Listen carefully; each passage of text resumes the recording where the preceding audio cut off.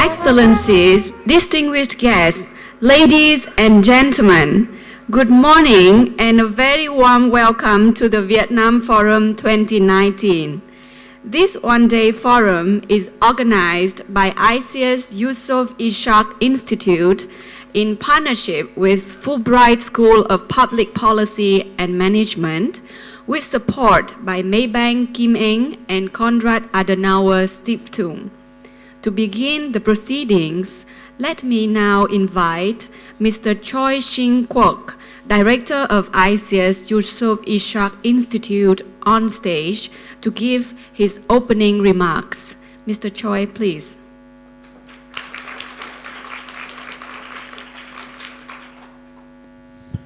Your Excellency, Madam Thao Thi Thanh Hung, Ambassador of Vietnam to Singapore, Dr. Vu Thanh Tu An, Dean of the Fulbright School of Public Policy and Management in Ho Chi Minh City, Mr.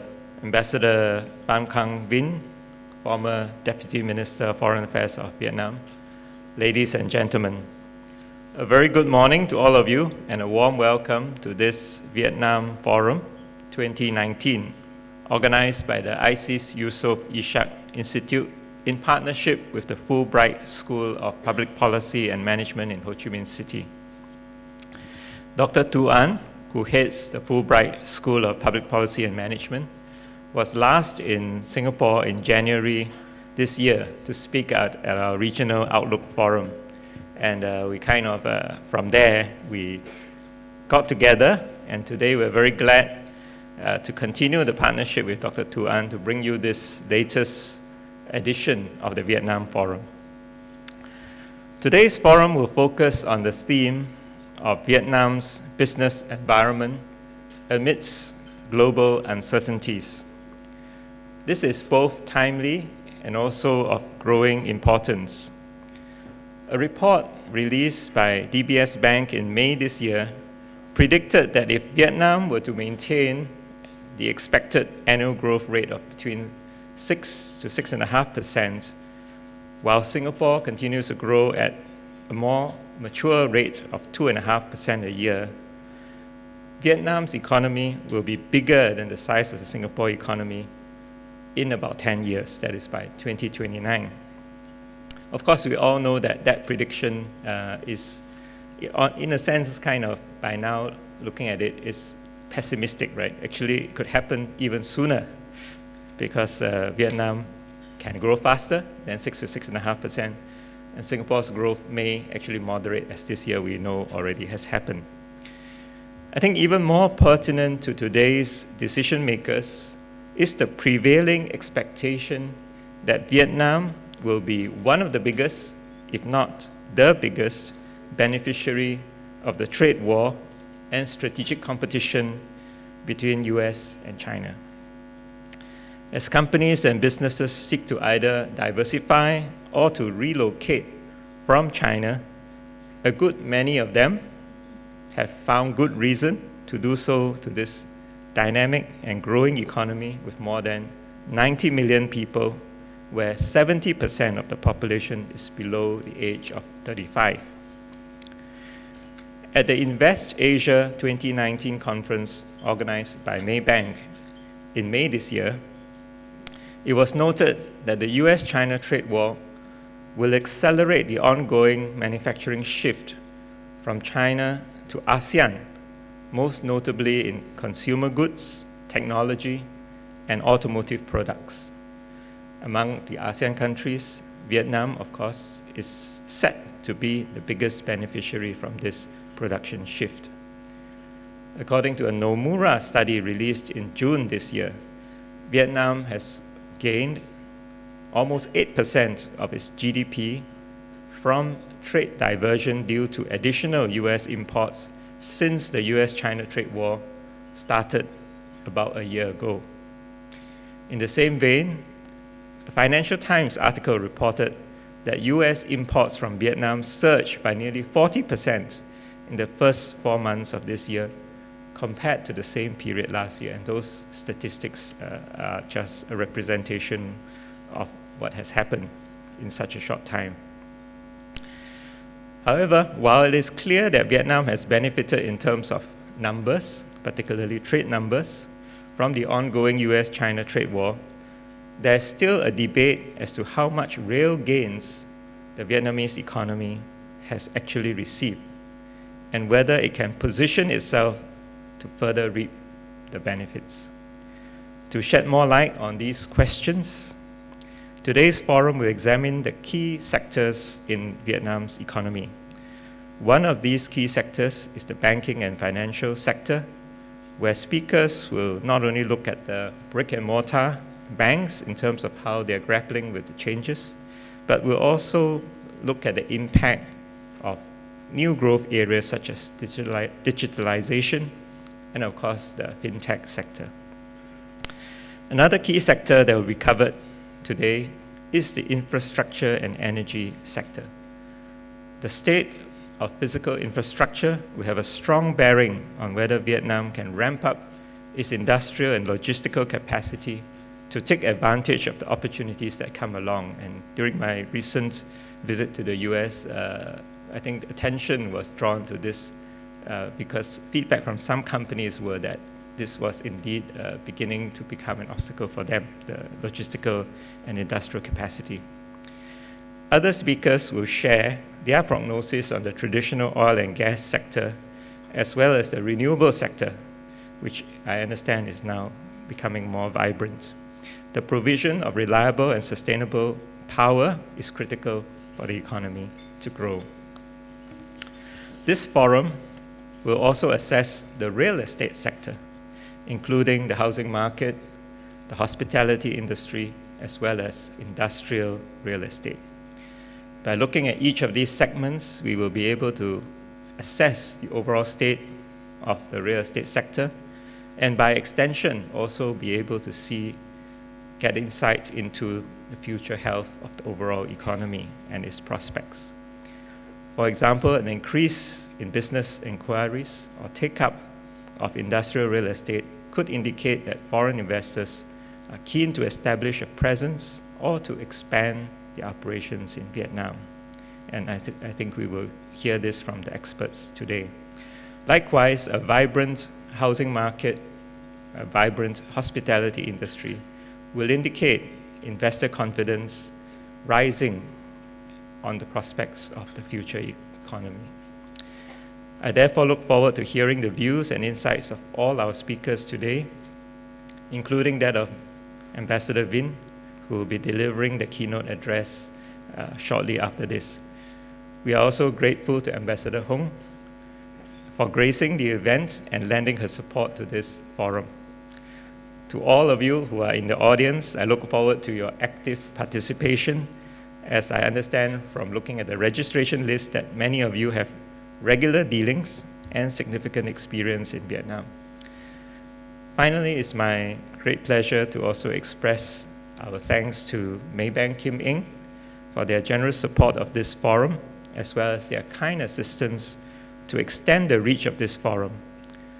ISEAS has worked with Maybank Kim Eng on earlier occasions, and this forum marks yet another milestone in our collaboration. So I look forward to many good years of working together with them.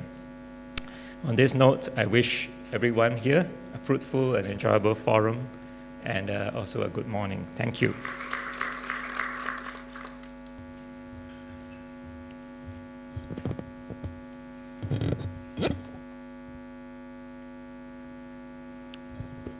Good morning.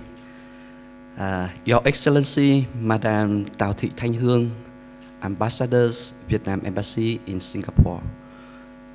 Ambassador Pham Quang, former Deputy Minister of Foreign Affairs.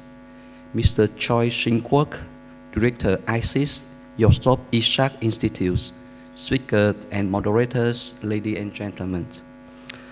The Fulbright School of Public Policy and Management is honored to partner with ISEAS, Yusof Ishak Institute to organize Vietnam Forum 2019, with a focus on Vietnam business environment during this period of increasing global uncertainties.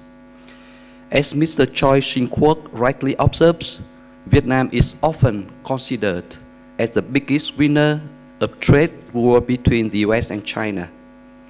During today's forum, we are fortunate to have the opportunity to listen to some of the most seasoned experts and opinion leaders about both opportunities and challenges facing Vietnam's economy as the trade war unfolds. I am aware of the fact that many of the participants today are doing business with or in Vietnam. I really hope that you will find analysis and discussion in this forum useful for your business and for your investment. For those who are thinking of exploring potential investment opportunities in Vietnam, I would like to provide a precursor to investment potential in Vietnam, and of course, you will hear much more during 4 in-depth panel discussions today. So let's first talk about the real estate market in Vietnam. In the first 3 quarters this year, there have been nearly 100 foreign direct investment projects into real estate in Vietnam, with a total investment of about 2.8 billion US dollar, or about 11% of total foreign direct investment in Vietnam. Second only to investment into manufacturing, with stable and high economic growth of around 7%, with the trend of accelerating urbanization and rapid developments of the middle class in Vietnam. I believe the real estate market will continue to thrive in the years to come. Many attractive investment opportunities also come from infrastructure. In 2018, the total infrastructure investment in Vietnam was approximately 18 billion US dollar, of which nearly 5 billion was from the private sector. As you will see in today's discussions, infrastructure is one of the key bottlenecks of the Vietnamese economy, and to effectively take advantage of the opportunities brought about by diversion of investment and production from China, increasing investment as well as improving the efficiency of those investments is very important. For example, through public-private partnership and development of special economic zones and industrial parks, those investments into infrastructure are critical for Vietnam. And this policy plays a central role in the Vietnamese government policy agenda. The next sector is energy. To provide enough energy for a fast-growing economy of 7% a year obviously requires electricity capacity to fuel this growing economy. I want to emphasize Vietnam's needs for investment in renewable energy, which is expected to account for about 21% of Vietnam's total energy capacity by 2030. To accomplish this purpose, Vietnam is expected to invest about 24 billion US dollar in renewable energy over the next 10 years. So in summary, Vietnam's high and stable growth offers numerous opportunities for investors, of which there are obviously investors from Singapore. According to data from Vietnam's Ministry of Planning and Investment, Singapore currently has nearly 2,200 investment projects in Vietnam, with a total registered capital of nearly 50 billion US dollar, ranking the third among countries and territories investing in Vietnam, second only to Korea and Japan. I also want to put Vietnam Forum 2019 into Vietnam's economic and political context. The government of Vietnam is formulating an economic development strategy for the next 10 years, which sets an ambitious goal of maintaining at least, I want to emphasize, at least 7% of growth rate over the next 10 years. To this end, the government places a high priorities on improving business environments, developing the private sectors, attracting foreign investments, and promoting technology. Those sectors that we discussed today, including banking and finance, infrastructure, energy, and real estate, are undoubtedly among the most important pillars and decisive sectors for Vietnam's economic development in the next decade. So it is really a good timing for us to discuss this topic today. And we hope to provide the participants with a good compass that can provide clear direction and guidance for your business with and investment in Vietnam. Finally, I would like to express my heartfelt thanks to ISEAS Yusof Ishak Institute to organize this event and take partnership with Fulbright School of Public Policy and Management. I look forward to much more fruitful collaboration with ISEAS Yusof Ishak Institutes in the future. I personally sincerely thank Director Choi Shing Kwok, Mr. Lien Phúc, and Dr. Lê Hồng Hiep at ISEAS for making this forum possible. I very much look forward to deep insights and active discussion from the participants. Thank you. Please join me in a big round of applause again to welcome Ambassador Vinh on stage for his address. Thank you. Thank you very much. Distinguished guests and friends, many thanks to ISEAS and Fulbright School of Public Policy and Management. Especially my thanks to Director Choi Shing Kwok and Dean Vũ Thanh Từ Anh. I also thank Ambassador Thao Thị Thanh Hương for attending this important event. But actually, the opening remarks by the director and the dean has made me very much having an easy job because they have been speaking substantively, so I'm at ease to speak anything around the subject and the topic. I have a great appreciation also to you all, especially to the sponsors of this forum. This year's theme, I think, is very much telling how Vietnam will evolve and prosper out of a time of such changes and difficulties as well as opportunities. Uncertainty is still ahead and sometimes unpredictability is still there, but we already seen impacts from here and there in the region and in Vietnam.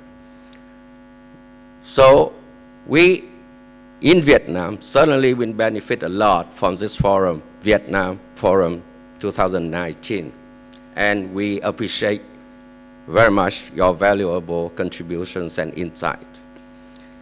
I knew the forum has motivated and attracted and secured a broad-based participation of prominent figures and experts to this. So I feel as a diplomat very humble to join you here to share my views. I will do so through the lens of a diplomat or through the lens of a politician. Let's see how we work together between economic experts and politicians in the times of change. And it's not about the change of economic and trade relations. It's a change of about political and strategic relations. So I accepted the offer with great appreciation in a way as such. One thing for us now is certain and very clear that the world has changed. The world has altered fundamentally. But how fundamentally it will be changing and evolving will still ahead of us, and we as politicians and policymakers still have to puzzle a lot. As we are to talk about integration in the context of trade war, we are required not only to look into the things that are evolving, but on how we will be perceiving those changes. But in order to do so, I think we need to put all the things related to trade war in a broader context of international relations, and certainly in a broader context of Vietnam, the way forward in its development. So today, as we see it, trade, technological revolution, economics and politics have been much intertwined, especially in the context of the overall strategic competition between the two biggest economies and two biggest powers, the US and China. Trade tools alone or by themselves will not be sufficient to provide remedies or solutions to the problem in front of us. And the things that are evolving, there is another question. How do we perceive as policy makers, as economic experts, and as all the persons involved in wrapping up or formulating policies for Vietnam's the way forward? Of course, in Vietnam, as Dr. Vũ Thanh Từ Anh may already have known, and Director Vinh also have known, that we have been discussing a lot of debates in Vietnam at the top level of the leaders and also at the grassroots levels, at the expert levels, on how we will be further moving forward, because Vietnam is at a crucial state right now for the next stage of our development.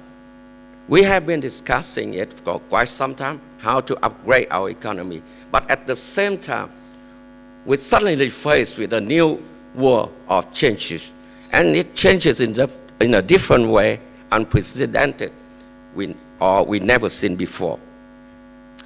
So I'll be talking a little bit about how we perceive the world has changed, and what we perceive as implications for Vietnam, and what will be discussed, and how we will set out directions for our future. So first, look at the world. The world today has altered, as I mentioned, fundamentally, and it is at a crucial turning point. The changes have been much complex, and it's beyond trade. We in Vietnam have been discussing a lot over the last more than 2 years. Sometimes we are happy, oh, we have gained more now. Money is coming, business are coming, exports are expanding. But at the same time, after 2 years, we sit down and reflect ourselves, and we see, oh, there are a lot of fundamental difficulties and challenges ahead of us. And certainly, the fundamental challenges is greater and bigger and more complicated for us to cope with. And this is what we have to do and look when we come to the next stage of our development and also to the next stage of our integration. Here, apart from technology, I wish to share with you 3 points very briefly on how the things we need to try and make trade wars and trade implications so complex. They are globalization, populist politics, and US-China tensions.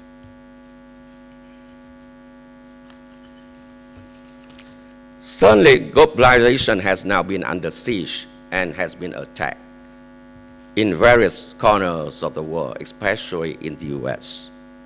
As a result, from the past, that growing popular discontent with the unequal share brought about by globalization.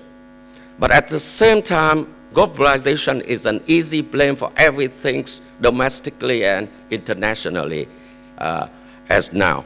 So because of that context, it has increased enormously the populist politics. Populist politics will distort the way of thinking and distort the way of making policies regarding a number of things, including in trade areas.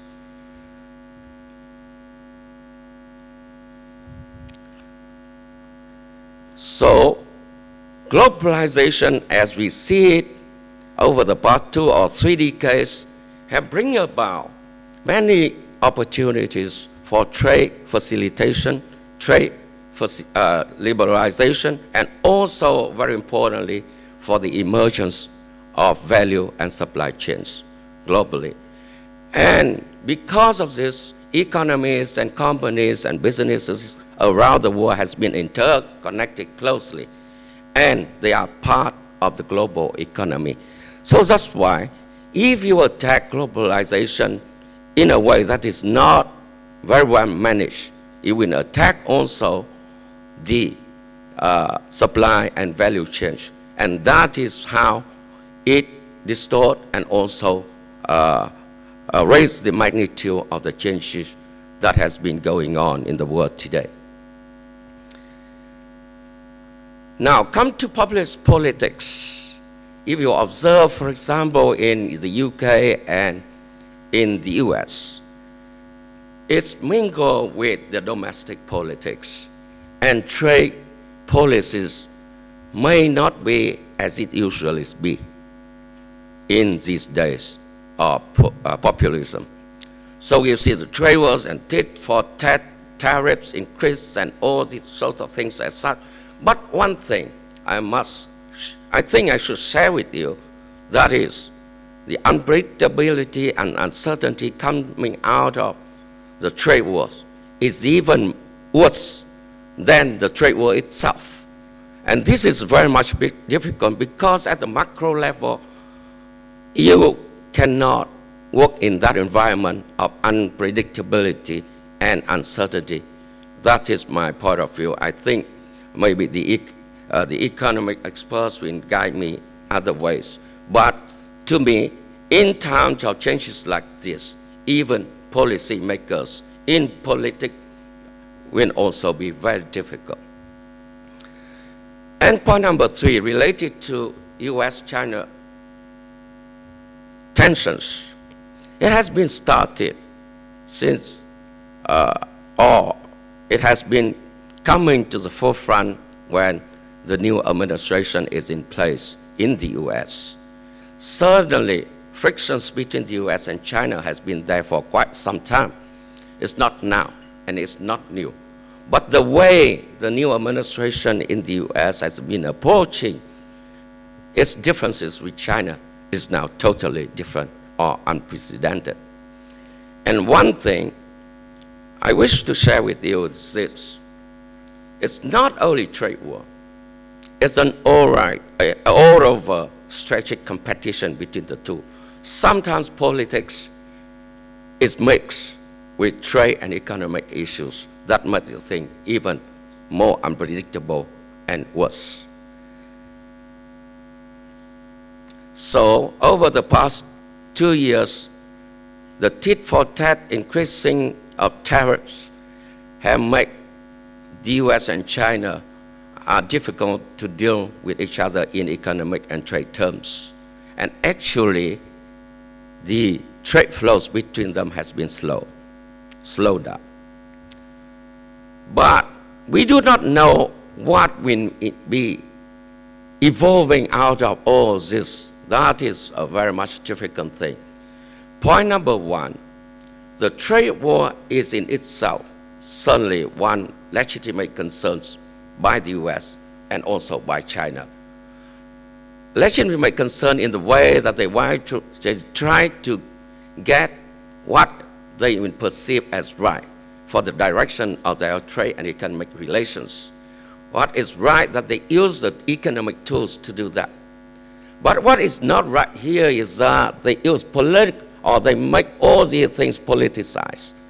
That has made things more complicated. But one thing we need to be alerted, that is, they can make deals. They can make deals at any point in time, also not because of economic reason only. They can make deals because of political decision. And at times, for example, of domestic politics, they may have a deals. But to me, their deals will just be ceasefires. Their differences are more fundamental and long-term because it is a competition between the number 1 and number 2, the staying power and the revisionist power, as the US calls China. So it is more difficult. Now, implications for Vietnam. I think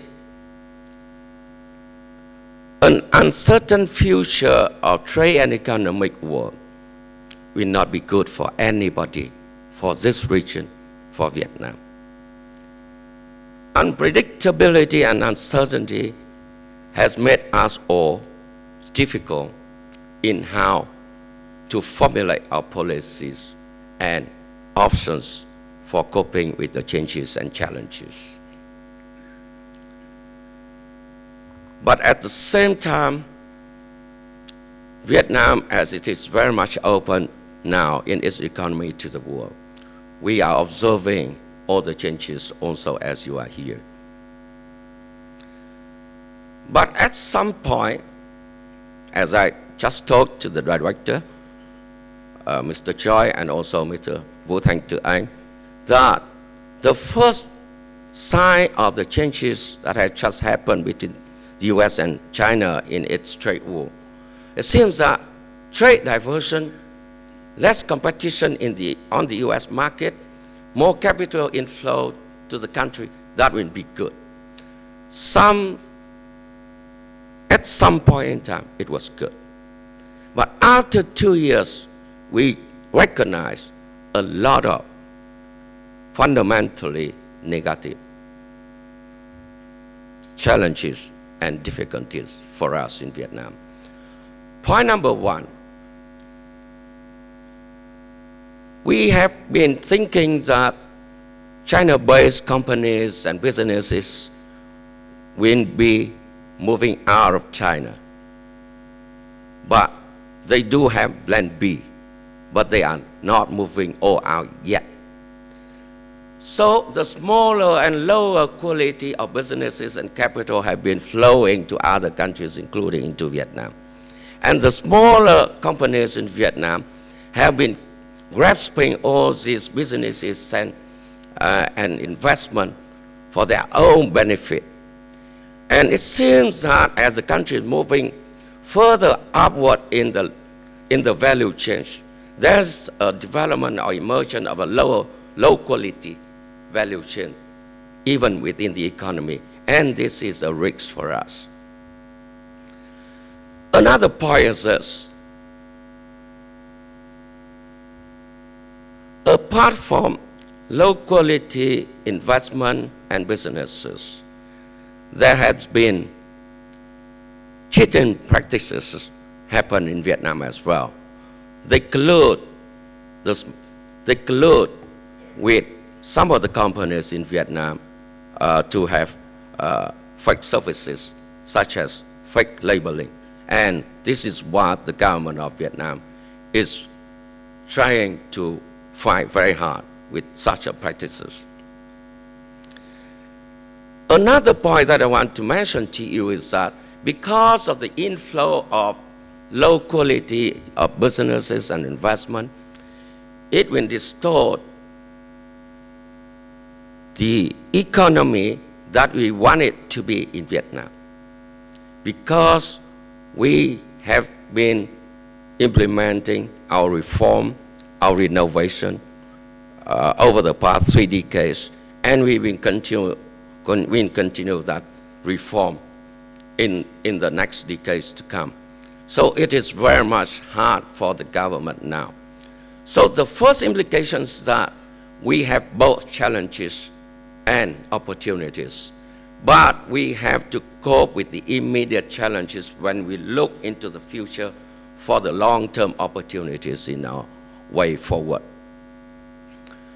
Another point I want to share with you is that the fight between the US and China may arrive at some form of decoupling. People have been talking that US and China over the past decades have been so much integrated and so much interconnected. They cannot be separated. But actually, some forms of decoupling has happening or risks of happening. For example, in technology and 5G. If there is a ban and limitation by the US on 5G, how countries in the region, including Vietnam, to choose the technologies that is best serve us?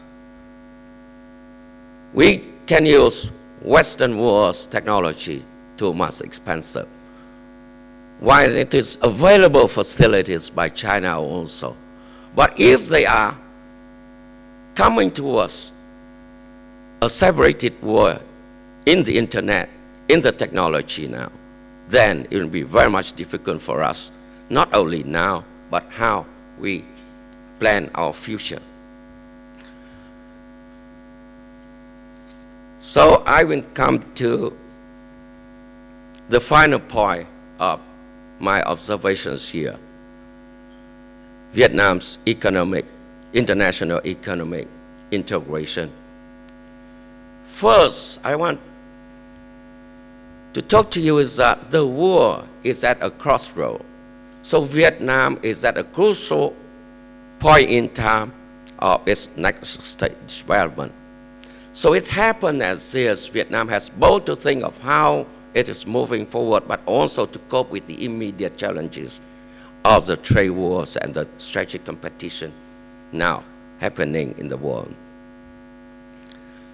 So we have to understand correctly, to observe carefully the changes before us, and so that's why this forum is very much important for us here, and Dr. Vu Thanh Anh has made that we will put this forum, this Vietnam forum of 2019 into the context of Vietnam's policy making and economic development, and I fully support it.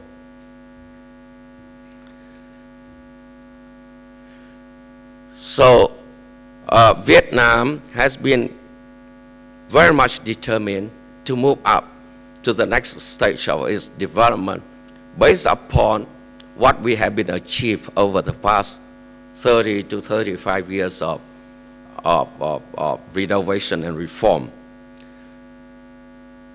We have been discussing between now and next year so that the next party Congress will approve new socio-economic plan and strategy and the way forward for us. So this is very much appropriate for us to take input and insight to recommend to the policy makers in Vietnam.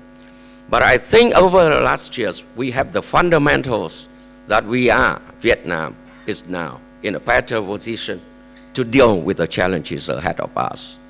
We have been in a better position to manage risks and cope with fluctuations.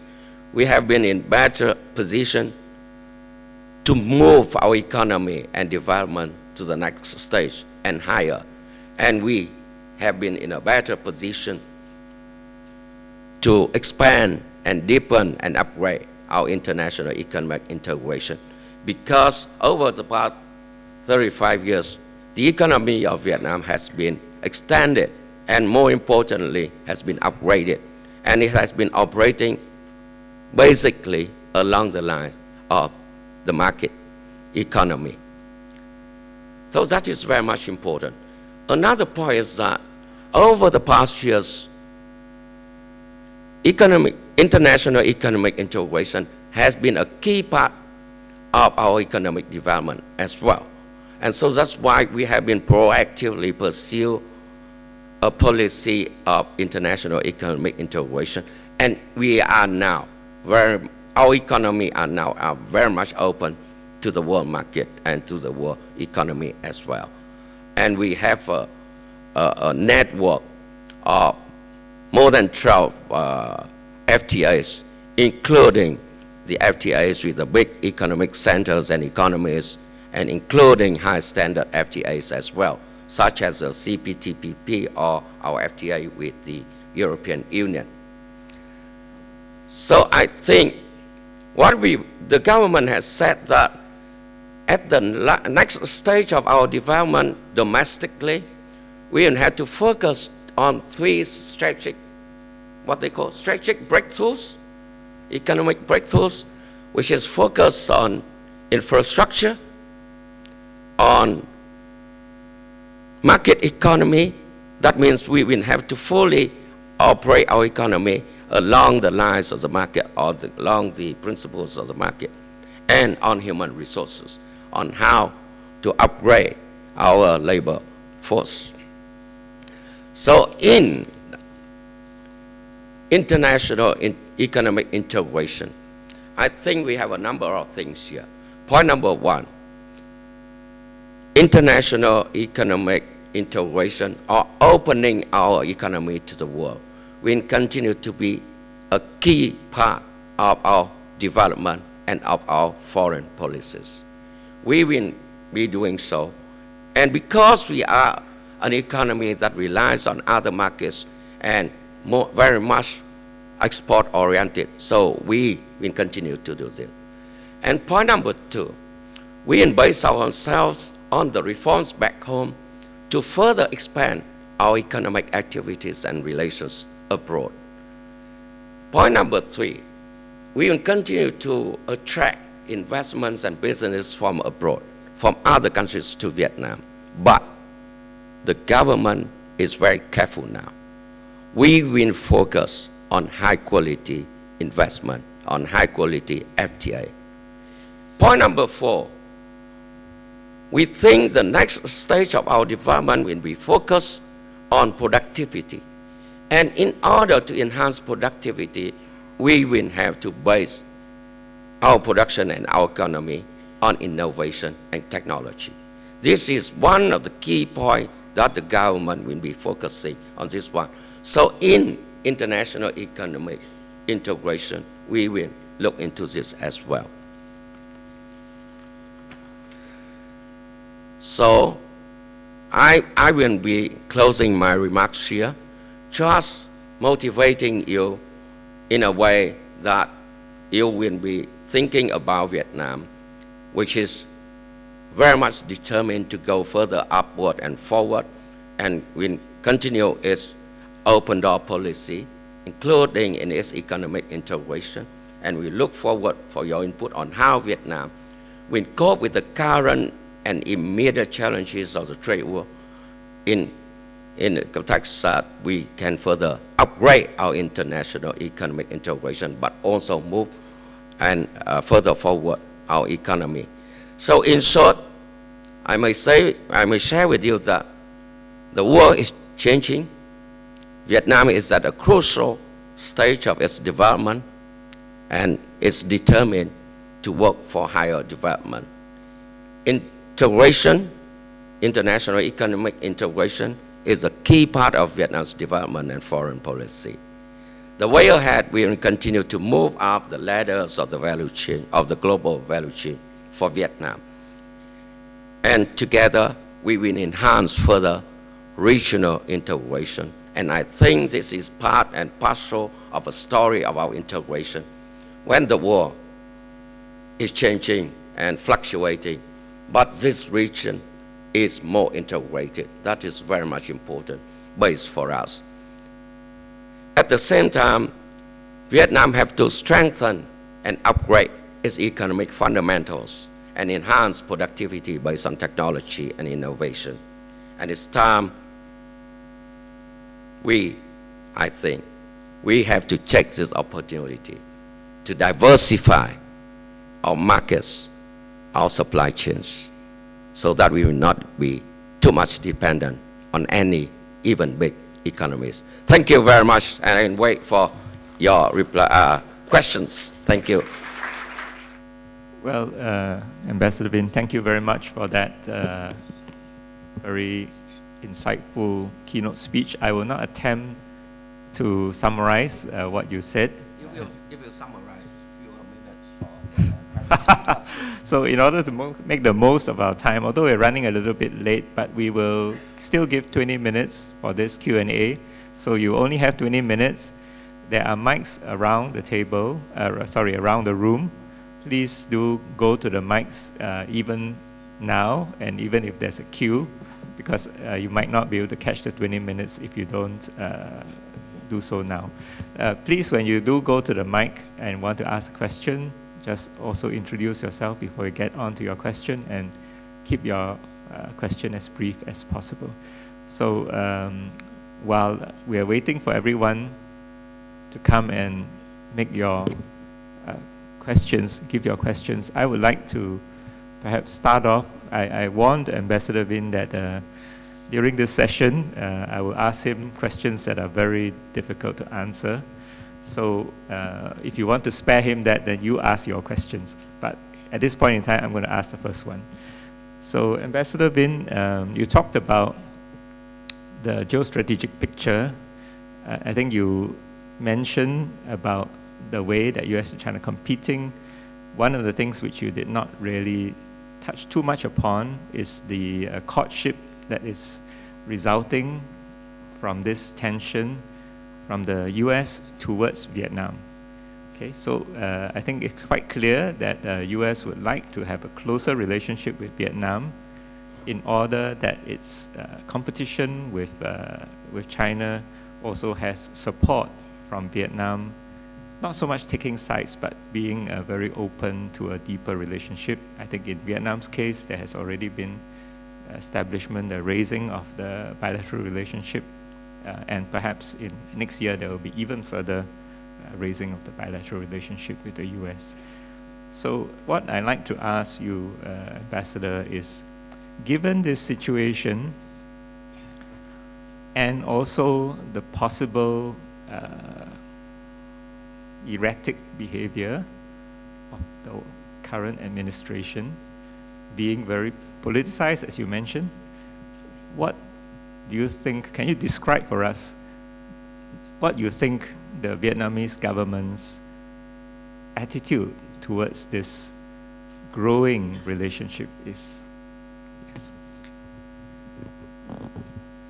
Actually, when the two big elephants fight, we are watching very carefully and with a lot of concerns. We did not know which day the grass will be trampled upon. But one thing I must tell you is that we want to have good relations with both China and the US. It's not because of diplomatic language, but actually China is so big and so near to us, and we have been long considered the rise of China, especially in economic terms, as an opportunity for the region and for Vietnam. And now, fluctuations and slowdown in trade relations between the two will also affect the economy and the trade flows in this region, and I think that will be one point. Another point is that many articles in the region and in the US just put Vietnam in the context of US-China fighting. If the US is fighting China, especially in the last few weeks when there is incidents at sea, then Vietnam will be all embraced by the US, and Vietnam will agree to lay down in the hands of someone. That's not true. Point number one, we don't see in Vietnam that the US will be all out for Vietnam against China. That's just what they will. The US will just be for its interests, and its interest is its engagement with this region, the freedom of navigation in this region, and also its leadership and role here in the region. So it's not about Vietnam's interests. So maybe we have a shared interest in here and there. So I think standalone, Vietnam and China, Vietnam and the US, we have shared interests and we can further build ourselves.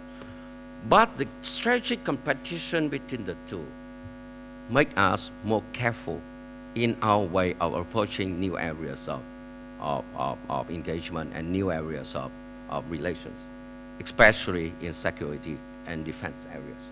So everybody will look around. If we do that, we do this, when we perceive by either China or the US that we are siding with one side against the other. So we are very much careful.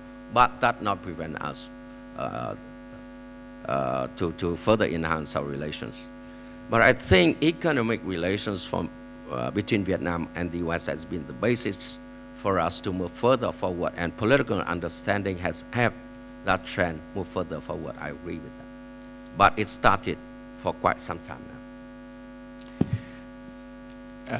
Let me just press you a little bit on the US relationship. You mentioned the economic relationship is mainly the positives, but as we all know, there have been voices out of the US which do mention the trade relationship with Vietnam as being also to some extent also part of the problem that it... We have a tweet. Yes, and so because of that, perception, of course, Vietnam is not alone in being mentioned. Among ASEAN countries, Singapore is also mentioned, and I think that there are also others that are mentioned. In the context of this, do you see that in the economic relationship, you will continue to have a smooth path going forward, or do you think that there's also some possibilities of trouble ahead? There are chances that we can go further rather smoothly in our economic relations with the United States. But there's a long list of concerns from the USTR regarding both the business environment in Vietnam and our trade relations with the US. Point number one, it's very much clear that we have some surplus in trade with the US, and that is why we have to work very hard with the US side on how to tackle the issues. And on the business environment in Vietnam for foreign investors, including American investors, they have raised some points of concerns. And we also have to settle that also. But the phenomena that you just mentioned in our opening remarks, that suddenly, earlier this year, Vietnam's export to the US has been coming up in the context of China's export to the US has been slowed down. Many of populist thinking maybe when link the two in a very mechanical way, that maybe China has been going through Vietnam and have their exports on the market of the US.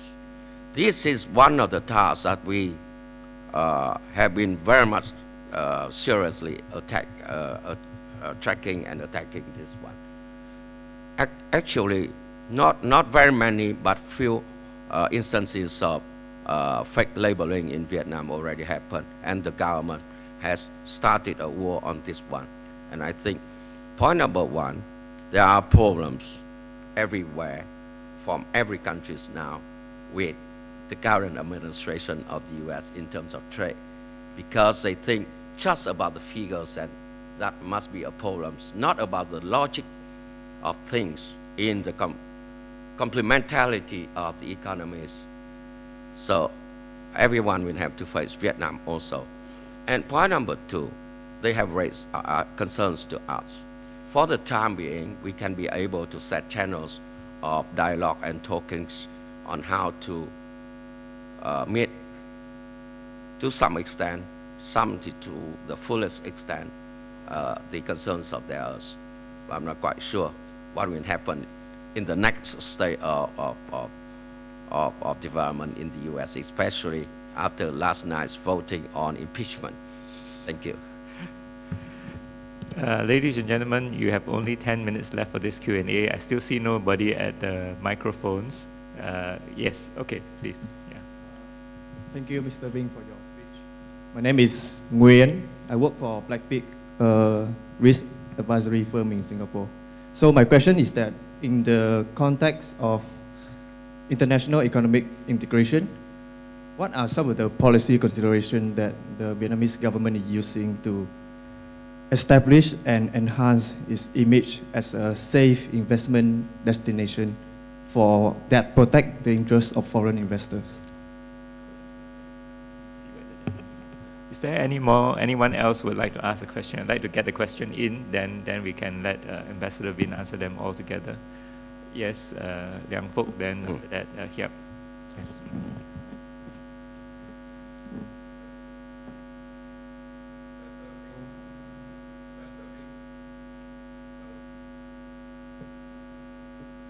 Hello. Ambassador Vinh, it's always good to have you back in Singapore. Given your many years, you are the longest serving Vietnam SOM leader.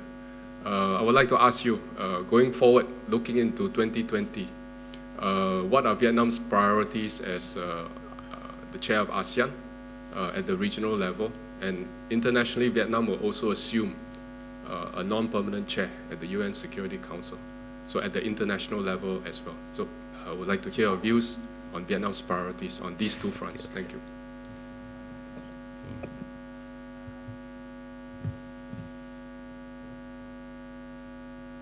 Hello. Thank you, Mr. Vinh. My question is related to Liang Phoc's question.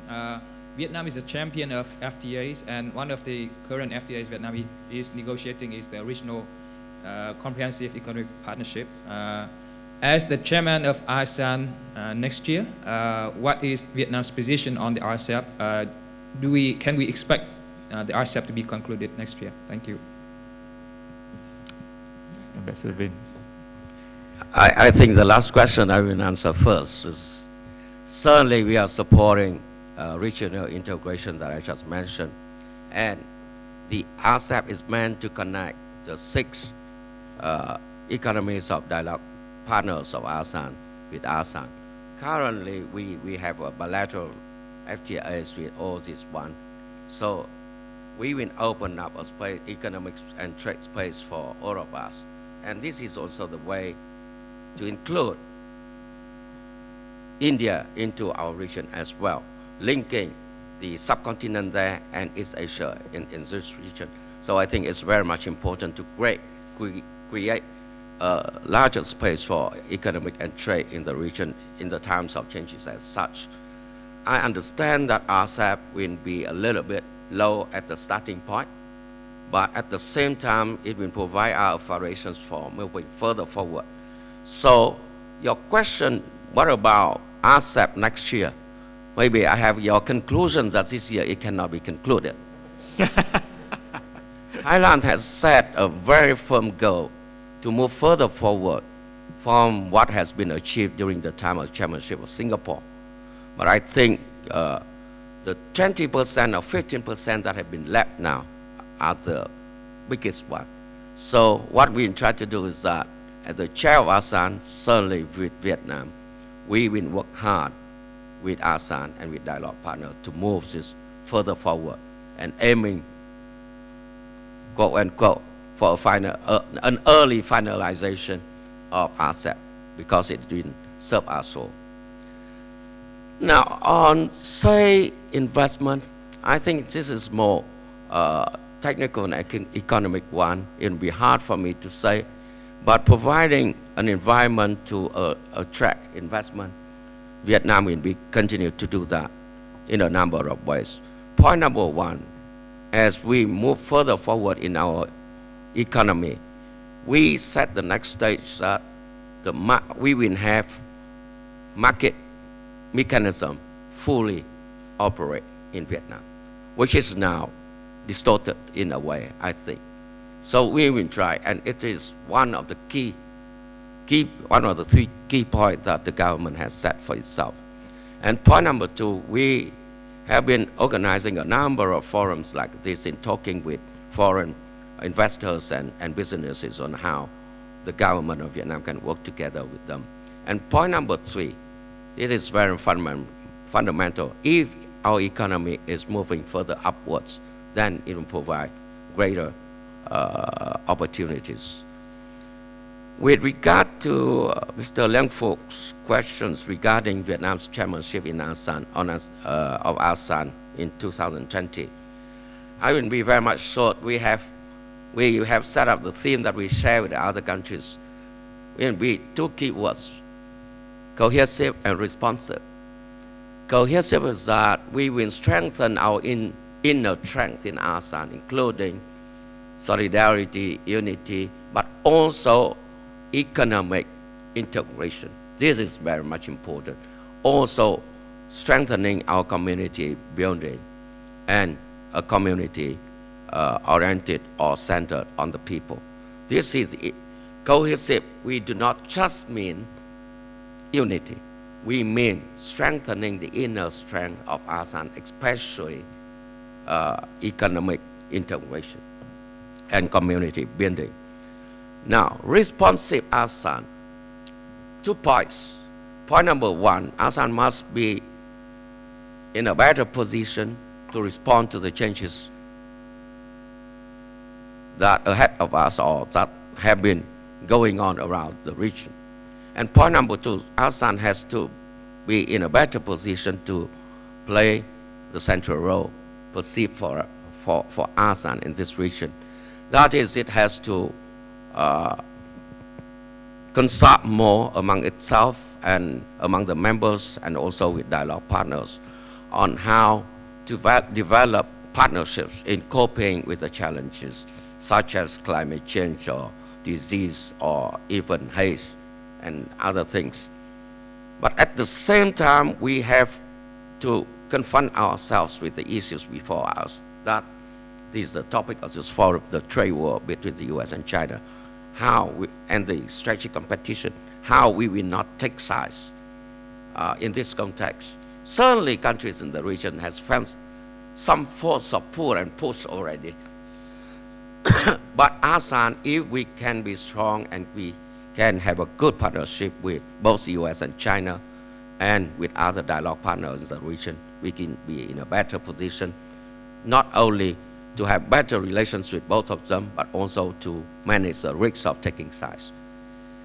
And that is what, and I think that I can share with you more later on, but Vietnam is very determined to the strengthening of ASEAN and also to work with dialogue partners and ASEAN members in moving ASEAN ahead.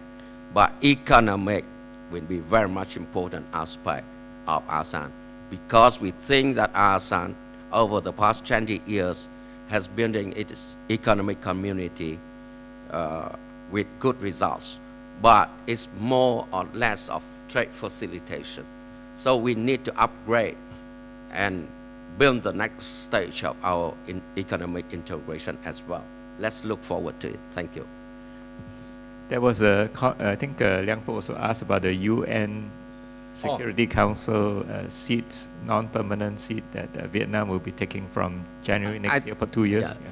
I think we presented our candidature about 10 years ago, and it's along the lines that Vietnam want to participate more actively and more responsibly in the world community, and to reflect ourselves that we are part of the community for peace and development in the world.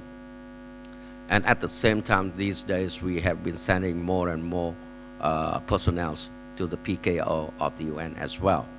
But we never imagined that after 10 years, there's a trade war and a strategic competition so fierce as such now happening between the US and China. But anyhow, we are very strongly supporting, number one, the principles of international law and the principles of the Charter. Point number two, multilateralism. Point number three, we want peaceful settlement of disputes here and there, not in Africa or Latin America or in the Middle East. And finally, we will be in partnership with ASEAN in presenting the priorities that we have here in building UN ASEAN partnership. So in general, it will be as such. Well, unfortunately, we are coming to end of our time available with Ambassador Vinh. Let me just wrap up by telling a story. I think that during my recent visit to the US, I met a number of officials, and one of them did say that he had been going around the US trying to sense the American businesses, their responses to the ongoing issues that they were facing. And one of them did say that he met with businesses that were looking very much to relocate from China to Vietnam. And in that particular industry, which I shall not name, he was given the feedback that there were some obstacles because the kind of logistics as well as the kind of suppliers that they were looking for were not present in Vietnam. And so that became an obstacle. But I tell this story not to say that there are lots and lots of problems. There are problems, I think, for businesses which have been looking towards Vietnam. But I think the way that we have heard Ambassador Vinh address the issue and face the challenges, I think gives us confidence that no doubt there are existing problems in Vietnam to facilitate this inflow, this additional inflow of foreign investment. But the government is very clearly looking at it and very clearly wanting to tackle it. So I think that is my takeaway from the presentation of Ambassador Vinh, and I hope you also have this same conclusion at the end of this time that we have with him. So please join me to thank Ambassador Vinh for being with us and also for answering all your questions. I thank you very much, Director Choi, and thank you all for listening. I have a story short also. I was Vietnam's ambassador at the time of the elections back in November 2016. And suddenly, after the elections, we do not know anyone to connect with the coming president. But today, we have a relationship with the new administration, all of us here in the region. So I think the risks that are ahead of us now is unprecedented and unknown to us, but we will find ways together. Thank you to tackle with it. Thank you very much. Thank you. Thank you, Ambassador Vinh and Mr. Choi. The speakers of the panel include Dr. Vũ Thành Từ Anh, Mr. Fred Burke, Mr. Bùi Hoàng Hải, and Ms. Lê Hồng Lien. The panel will be moderated by Dr. Lê Hồng Hiep. Good morning, ladies and gentlemen. Welcome to the first panel of Vietnam Forum 2019. My name is Lê Hồng Hiep. I'm a fellow at the Vietnam Studies Program of the ISEAS Yusof Ishak Institute. It's my great honor to chair this opening panel of the forum today. As suggested by the title, The Big Picture, the aim of this panel is to provide an overview of Vietnam's current economic and political conditions, as well as its future trends. This will lay the foundation for us to discuss developments in the major and hot sectors of the Vietnamese economy in the subsequent panels, namely banking and finance, infrastructure and energy, and real estate. In order to do this, we are very fortunate today to have here a group of 4 distinguished speakers with a diverse range of background, expertise, and experiences. On my immediate left is Dr. Vũ Thành Từ Anh. The MC has introduced him before, so you know him well, so I will not take your time to introduce him further. He will kick off this session by presenting about recent political and economic trends in Vietnam. On my immediate right is Mr. Fred Burke. He is managing partner of Baker & McKenzie Vietnam, one of the top foreign law firms in the country. Mr. Burke has more than 30 years of experience and is well recognized for his work on foreign investment projects in Vietnam for key players in different industries.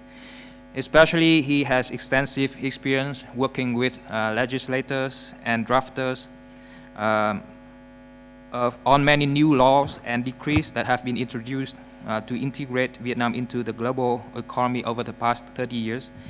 He is also a member of the Prime Minister's Advisory Council on Administrative Reform, and he also co-chairs the Investment and Trade Working Group of the Vietnam Business Forum.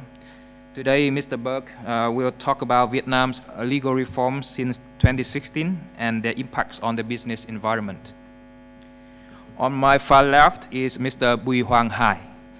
He is Director General of the Securities Businesses Department and head of the FinTech Working Group at the Vietnam State Securities Commission, or SSC.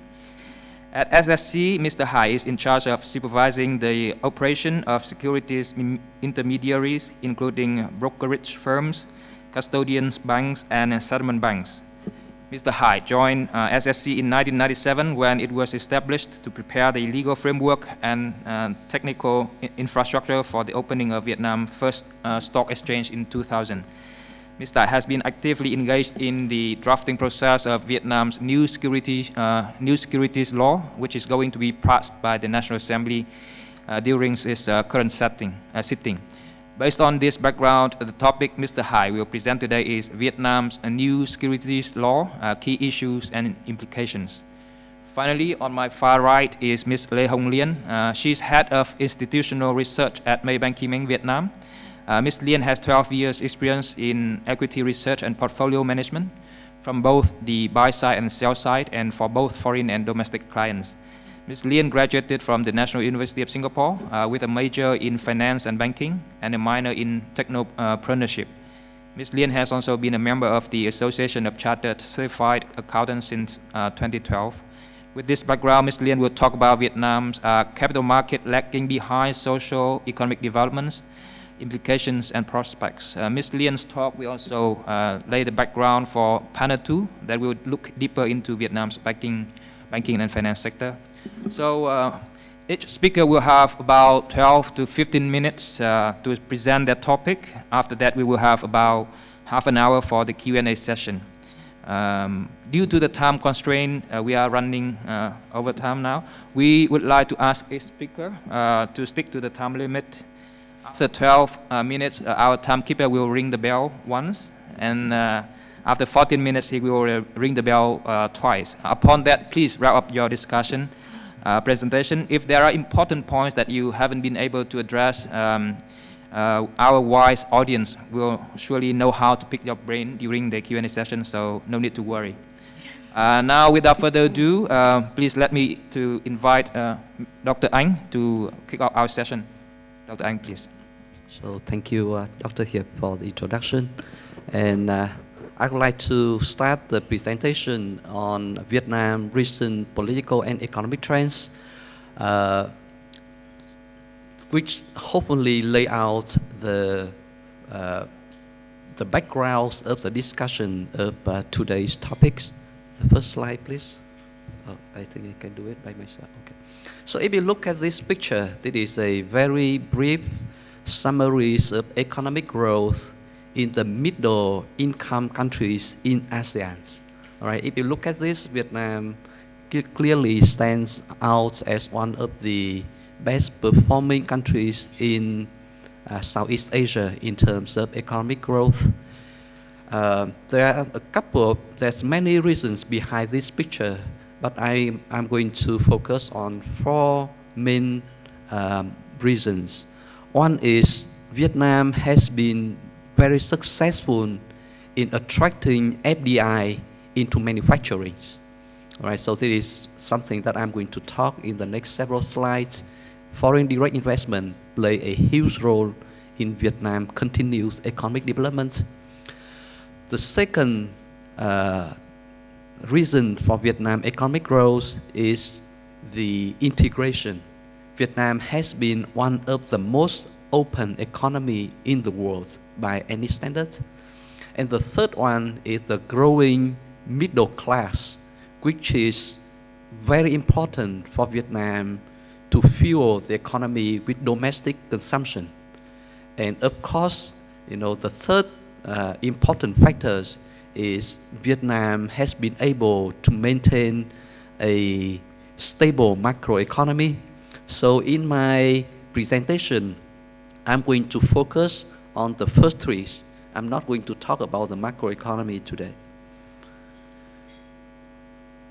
So if you look at this picture, that is the investment, the foreign direct investment in Vietnam in the last more than nearly 30 years. And if you look at this, Vietnam has been very successful in attracting FDIs. And as I said earlier, in the first 3 quarters in this year, Vietnam received even more FDI projects into Vietnam.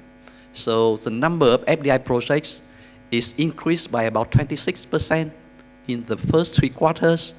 However, the size of investment is actually declines by about 15%, which implies that the average size of FDI's project in Vietnam is declining. There's many smaller firms investing in Vietnam. There are essentially, 2 main reasons for that. One reflects the global trends of many foreign FDIs, which, countries around the regions are encouraging their SMEs, small and medium-sized enterprise, to go abroad more actively.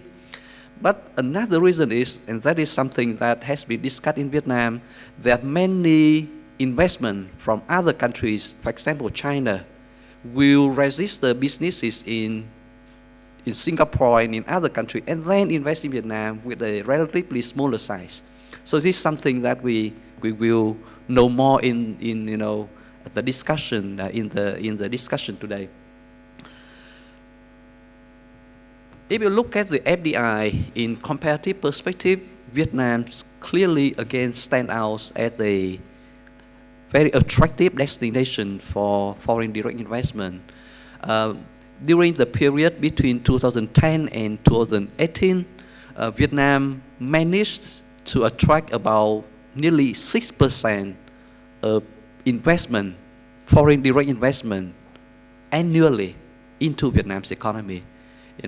Much higher than the second, country in the region, which is Malaysia, with about 3.6%.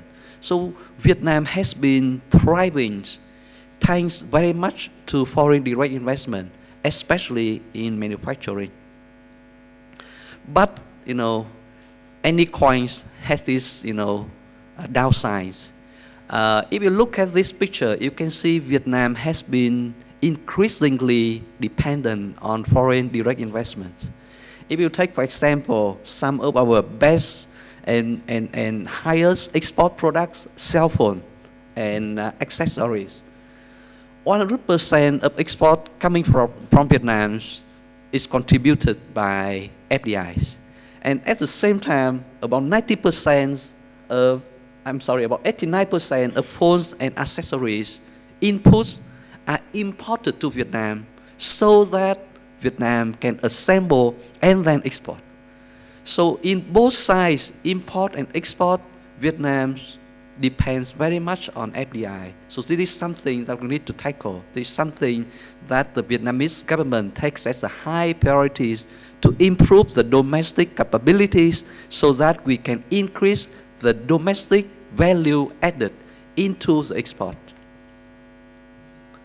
And one of the big challenges is, we need to connect, to provide linkages between the domestic firms and FDI as well. And as Ambassador Pham said earlier, we are one of the most actively integrated economies in the region. And right now, if you look at this, we have a dozen of effective free trade agreements. The three big trade agreements are either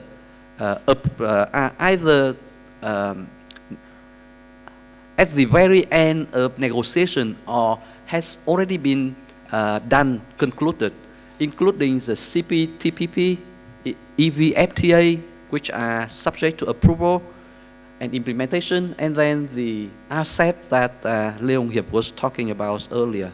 So with this, Vietnam has been one of the most open economy in the world, with the trade to GDP ratio is about 200% today. And actually, Vietnam has been the most open economy in terms of trade in Southeast Asia since 2010, far beyond other countries, not only in ASEAN, but in Asia as well.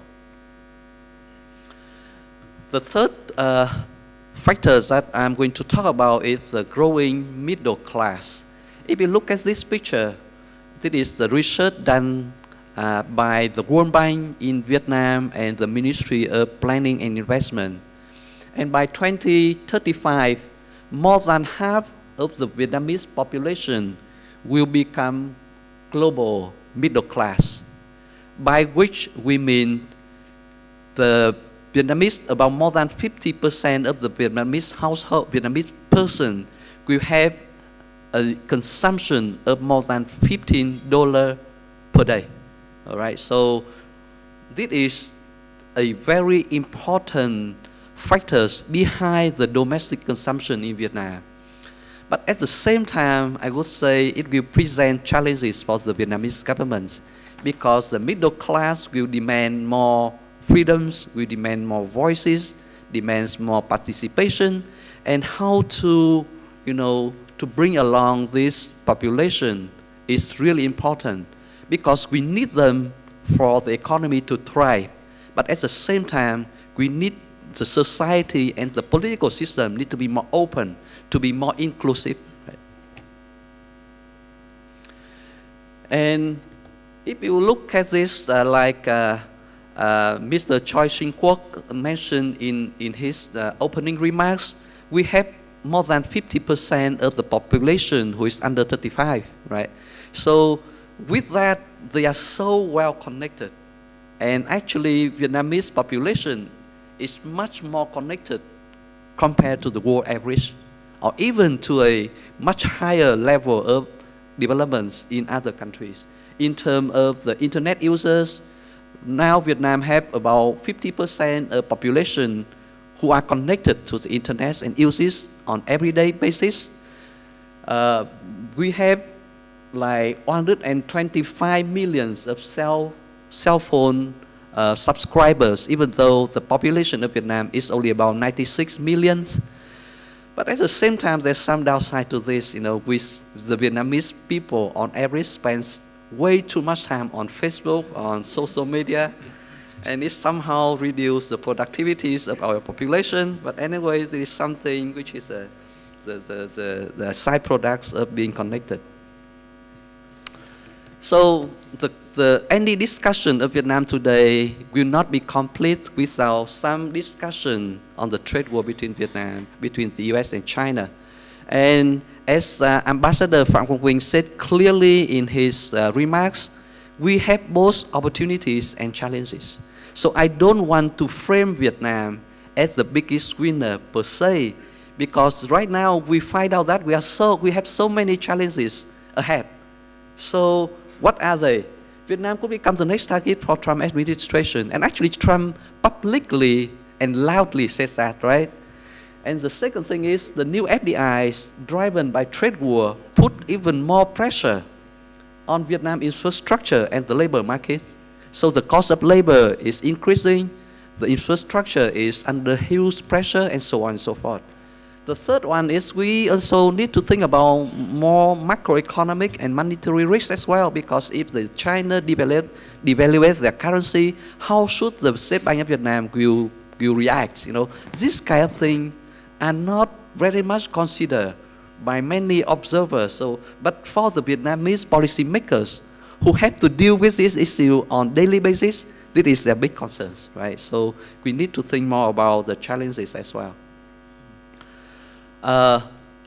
There's a recent research published by Untitled Chapter, and they think that in the region, Vietnam, Thailand, Malaysia are the biggest winner in terms of like the export, in terms of the rise in diverted US demand from China, and in terms of the supply chain reallocation. So for all three aspects, Vietnam, Malaysia, and Thailand in ASEAN stand out as the biggest winner. But as I said earlier, this is only a surface picture. It doesn't reflect a deep down concerns and deep down challenges facing Vietnam's economy. So the Vietnamese government, as I mentioned earlier, put a huge priorities, very high priorities in improving business environment in Vietnam. And according to a recent report by Global Competitiveness Report, Vietnam has done relatively well. It's improved about 10 ranks in terms of the competitiveness report, and especially in terms of the ICT technology implementation. And in terms of the business sentiment, with all things that mentioned earlier, Vietnam is the only country on this slide which compare Vietnam, Indonesia, India, and China that was able to maintain a positive business sentiment in the last 3 years, above the 50 points, which is, enterprises, businesses are thinking of expanding the business in Vietnam. So this is my last slide. I know that I have 2 more minutes. So the medium-term outlook, I think that Vietnam will continue its commitment to openness. We are very actively engaged in global and regional economic integration with CPTPP, EVFTA, and RCEP, as we said earlier. And Vietnam has no other option but navigate the US-China trade war to mitigate risks, but at the same time trying to take advantage of the opportunities by investing more on infrastructure, on energy, on labor market, and so on. One of the things that Vietnam will face is, as I said earlier, the politics in Vietnam is relatively close. And now there's some emerging concerns about the social media as well with the cybersecurity law. But I would say Vietnam society is much more open, relatively to many other countries. For example, with China, if you go to China, you cannot get access to YouTube, to Facebook, to other social media. But all of these are open and free in Vietnam.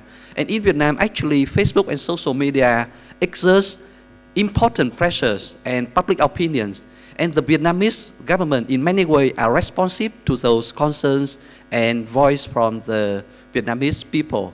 So, in a nutshell, I would say Vietnam will continue to perform relatively well in the medium and long term, of the growth rate of about 6.5 to 7% annually. Vietnam will continue to open its trade and investment to foreign direct investment. Vietnam will try to maintain macroeconomic and political stabilities, but at the same time, the challenges are how to navigate the trade war and the strategic competition between the US and China, how to accommodate a more, ambitious and open public and middle income class, how to mitigate the risks imposed by going at the high speed in terms of economic growth. So with that, I'm going to conclude my remarks. Thank you very much for your attention. Thank you, Dr. Anh, for your very comprehensive overview and also for keeping to the time limit. Now, may I invite Mr. Burke, please?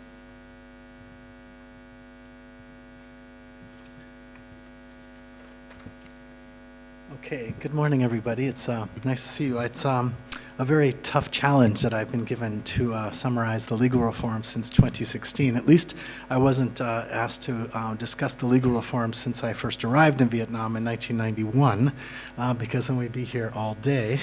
But as it is, I've got about a 60-page PowerPoint presentation that I do not intend to go through page by page. If you want it for reference, you're welcome to get it in PDF form, so just let me know or let the organizers know, and you can get the whole presentation. Vietnam has changed quite a bit since 1991 when I first got there. In those days, the entire legal system pertaining to foreign direct investment could be fit into a 70-page booklet. Sorry. Different direction. There we go. You could get all of the laws governing foreign investment in this little booklet in 70 pages.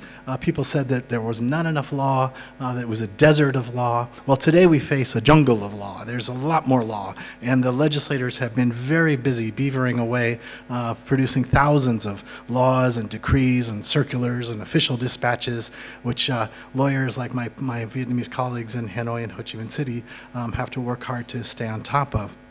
But the result of all this law building has been phenomenal. Vietnam has taken best practice from around the world. They've had a lot of good technical legal assistance from various foreign counterparties, and they've done a lot to build a framework for a modern economy. And having lived through this myself, I can tell you it's very rewarding. The role of the free trade agreements and international integration has been very important for this. So whether it was the 2000 bilateral trade agreement with the United States or entering into the ASEAN free trade agreement, or getting into the WTO in 2007, Vietnam has step by step used these foreign trade agreements not just to get into foreign markets, but also to stimulate reform domestically. So the commitments undertaken in some of these agreements have really helped to stimulate domestic reform. So it's a good story overall. We're talking about reforms that lead to effects that are very positive in terms of poverty alleviation. Looking to the future, I think some of the main themes we're going to continue to see, and you'll hear in my presentation, is administrative procedure reform. As you heard, I'm on the Prime Minister's Advisory Council for this, representing the American Chamber of Commerce, and that is something that really helps businesses to take out the weeds on the road. They are able to raise very specific concerns about specific procedures that hinder their business, things that could be done a better way, things that in their home country maybe there's a better solution, and they're able to do that in a very real-time basis in Vietnam. So that's been a great experience. In 2016, we saw a lot of changes in the tax area, especially Vietnam deciding finally that they wouldn't be a tax hell. They wouldn't be a tax haven either, but definitely not a tax hell. And they decided to reduce the corporate income tax rate to be more competitive with countries in the region, including Singapore, for example. So that means that our tax rate these days, after this phase-in, is going down to 20% for corporate income tax. So that's pretty good. You don't want to go too much lower than that, or the U.S. and the EU will start calling you a tax haven. And so that's been very welcome. On the other hand, taxes on individuals. When I first arrived in Vietnam, again, 60% tax rate on individual income, plus a 30% surtax on income over $500. That's back in the 1990s. It was hard to get people to work under those certain circumstances, especially in the software industry. We had people coming in wanting to create a software industry. It was one of the key impediments, actually, in those early days to that. And nowadays, we've eliminated those taxes. There's a 32% maximum personal income tax. It's a graduated tax, and so we can get people in the software industry. It's a multi-billion-dollar export industry now, partly because of that simple reform. So these are some of the key areas we saw reforms in. I don't want to talk too much about the old days of 2016, but some of the clarifications to early FDI tax were very helpful. I think one big area is, of course, customs duties. Vietnam, again, years ago, relied entirely almost on customs duties for national revenue. And that had to shift to corporate income tax, to value-added tax, to personal income tax, other taxes. And these had to be used to replace the import duties. Now, making a shift like that has not been easy, but it's been done. We've also had a shift towards electronic filing of customs declarations. We've also had an introduction of anti-dumping law, countervailing duty law, which is suddenly, especially in respect to steel cases, come in handy in Vietnam. So we're starting to see these cases actually be used as between China and Vietnam, Taiwan and Vietnam. There was also the period during which we saw the strengthening of the so-called foreign contractor withholding tax. In the early days, Vietnam's tax authorities didn't have the capacity to really reach out for people who were doing business offshore with Vietnam-sourced income and catch their taxes. That's changed quite a bit since then. There's withholding tax legislation. If you transfer shares in a Singapore company that is a single-purpose vehicle for owning a Vietnamese company, you'll have to pay capital gains tax in Vietnam now for that. As of 2015, we have so-called indirect tax, which catches this offshore capital gains. So long run, that's supposed to help raise some revenue for the government on capital gains being made in Vietnam assets, but for the time being, there are still enforcement challenges with that law. Some more good news is that we've removed some obstacles to local value added through this law. In other words, the growth in exports that you see now is partly because of these laws that have streamlined the import and export process. So streamlining the parts and components and raw materials that come across the border, duty-free basis, get them back out. That's really helped Vietnam, its manufacturing sector. So for Samsung, for example, you heard there's a little local value added for electronics, but The fact is, day by day, the local value added is growing, and partly because of these legal reforms that make it easier to source locally. Originally, it was, you'd have to pay the customs duties if you source something locally. Now you can get an extended exemption. So you see, for example, the guys that make the plastic, the aluminum case for the Samsung phone, that was imported last year. This year it will be made domestically. So step by step, more of the local value added will come on shore.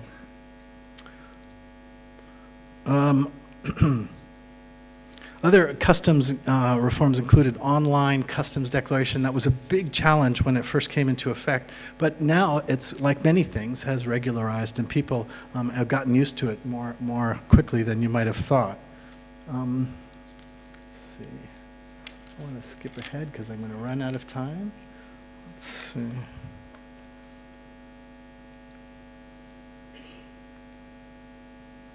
Okay. Yeah, in the trade area, a lot of foreign companies do business through representative offices in Vietnam. They have a small rep office, and their headquarters is here in Singapore very often, especially for the multinational corporations. And that's actually been a very successful business model. People can do a lot through their rep office. They can't make profit directly at the rep office level, but they have to pay personal income tax for its staff, but they don't have to pay corporate income tax. So reforming the application procedures and operational procedures for rep offices has been a very good story. There's a lot of Singaporeans and Singapore-based companies that have rep offices in Vietnam. Another thing that's been very welcome has been the information to data law. For my lawyers, for example, they can find much more information nowadays about draft laws, about the current regulations online than they would have been able to before. In the old days, we'd have to go from ministry to ministry every day asking for all of their new draft laws and things like that and get photocopies. That's really, really changed a lot in the information age. I'd say Vietnam's keeping up that way. Energy and the environment, even in 2016, we started to see some commitments to renewable energy in Vietnam, pending electricity shortages and a pipeline of coal-fired power projects that promised to damage the agricultural environment, sparked interest in alternative energy. Vietnam has a lot of wind and a lot of solar energy, so that's been very, very welcome development. That's going to probably take up maybe 10, even 15% of the national energy requirement within the coming time. 2017 was more of the same, pretty much. We had a big change in the civil code.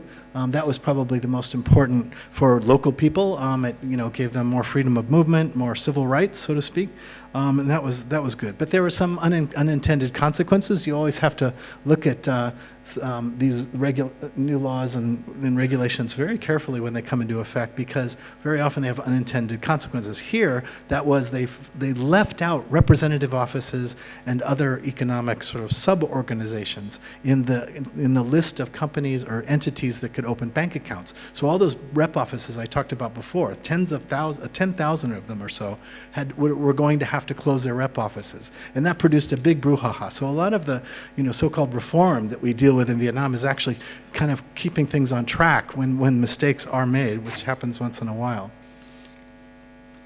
I'm going to skip ahead here because I'm running out of time.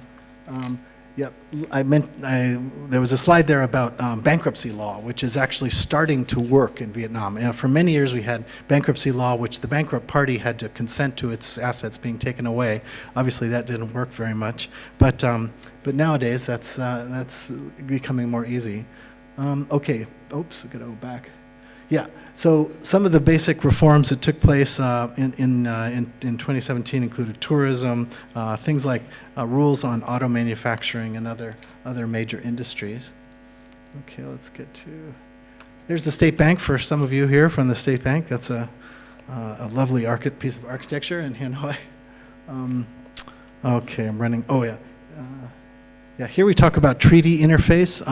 There's a law introduced in 2017 which provided the government would have to compensate you if your investment was taken away or something was done wrong by local officials. It is common for local officials to be behind the game in terms of, what is the current law on protecting foreign investment, and they might cancel a license or expropriate a property. That is now protected by law under Vietnamese law. There's specific regulations on compensation, and that reflects Vietnam's commitments under various international agreements. So that is something happening. I'm going to skip right to what's coming in the future. So 2018, we saw more renewable energy and cybersecurity. Cybersecurity has been the subject of the CPTPP. The Trans-Pacific Partnership provides that you won't have any regulations requiring localization of data. However, Vietnam cybersecurity law requires just that.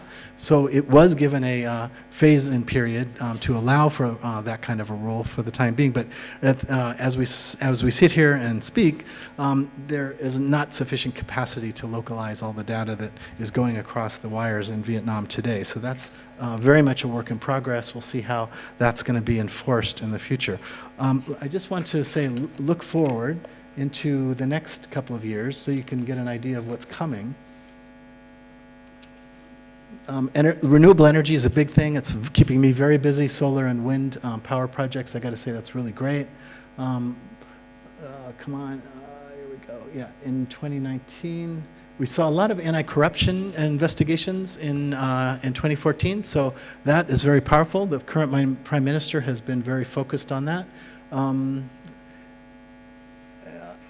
Anti-corruption, tax administration is very important too, because again, I mentioned before about foreign contractor withholding tax. This extends that into e-commerce. So like many countries, Vietnam is starting to get into the taxation of e-commerce. So your Agodas and your Priceline, Booking.com that book hotels for you in Vietnam from offshore in Singapore. Now all of a sudden that's going to be subject to payment of tax in Vietnam. How that tax gets paid is still going to be a challenge. Let's see, other notable laws. Okay, so here you can see, one good thing about the Vietnamese National Assembly is that they publish a list of laws that are coming. And here they have the law amending promulgation, the law on laws, how you make a law, how you consult with stakeholders. But for me, I thought the most interesting one was the law on youth. So I can maybe get a permit to be younger. We'll see if I get the right consultant. Okay, so those are basically it. I mean, I think one thing about Vietnamese lawmaking is it's very open to stakeholder consultation. None of the laws that are in this presentation were made without a lot of public consultation. So keep your ears open, subscribe to the right websites, and if there's a law affecting your business, dollars to donuts, you can find a channel to make your voice heard about how that law should be done. So with my 43 seconds left, I'd like to say thank you very much and talk to you later. So now, may I invite Mr. Hai, please, for your presentation.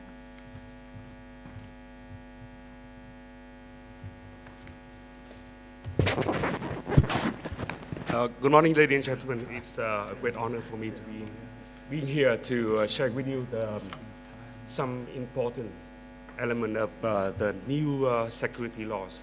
And from the presentation, Mr. Burke, you will hear a lot. The word reform and restructuring is repeated many times, and in Vietnam now. Actually, in every sector, if you study any sector, that you also hear the word reform and restructuring. And the security market of Vietnam is also under restructuring. And with the early this year, the Prime Minister have issued a decision on the restructuring of the security market in Vietnam to the year 2020 and with vision to the year 2025. And the new security law is expected to provide the legal framework for the restructuring of the security market in Vietnam.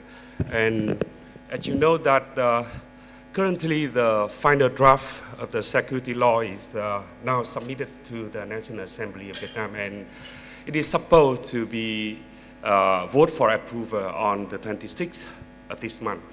And it have taken us 2 years to get to where we are now, and it's a very painful process because Mr. Burke have just mentioned the lawmaking process now is open, very open to the public. So there's a lot of contradicting opinion regarding our new draft. So the current effective security laws is was promulgated in 2006, and we have an amendment in 2010. But the revision in 2010 is just a slight revision, with only 8 provisions were revised. But the current draft, we have a comprehensive revision. So we abolished 31 provisions, we add 39 new provisions, and we revised 97 provisions.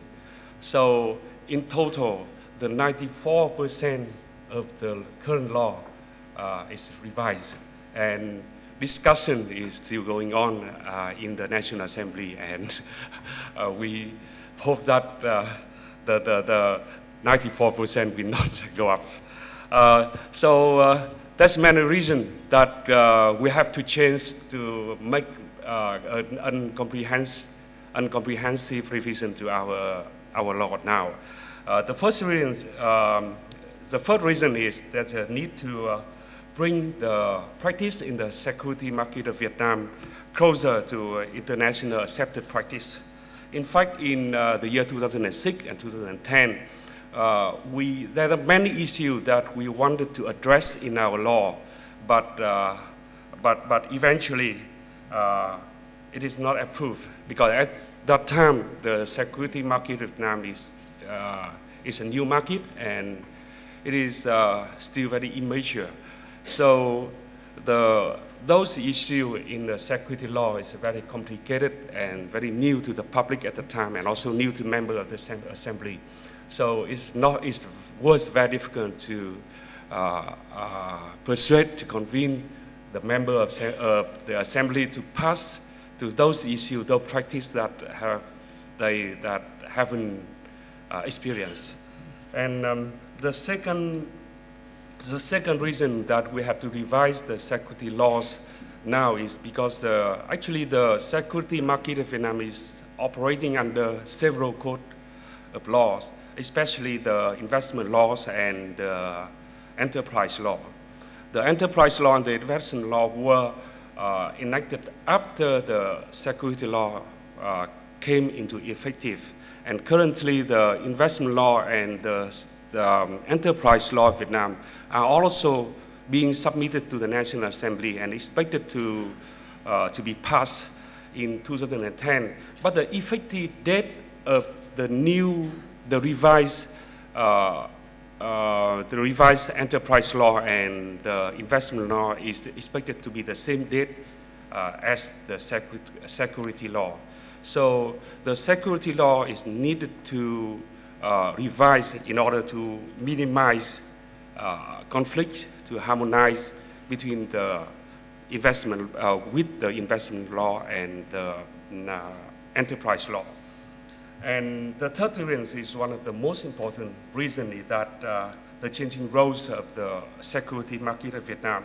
So now the capitalization of the security market of Vietnam is 20 times of that of the year 2006, and the total capitalization of the security market of Vietnam is now equivalent to more than 100% of the GDP of Vietnam.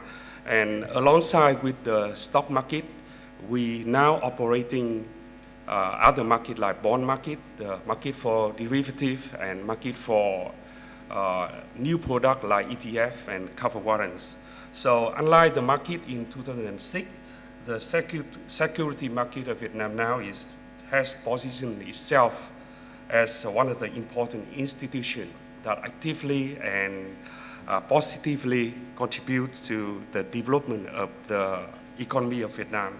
So as a result, the security laws must be revised to minimize any vagueness to improve the market structure, enhance the transparency, efficiency of the market, and measure to assure the resilience of the market must also be legalized.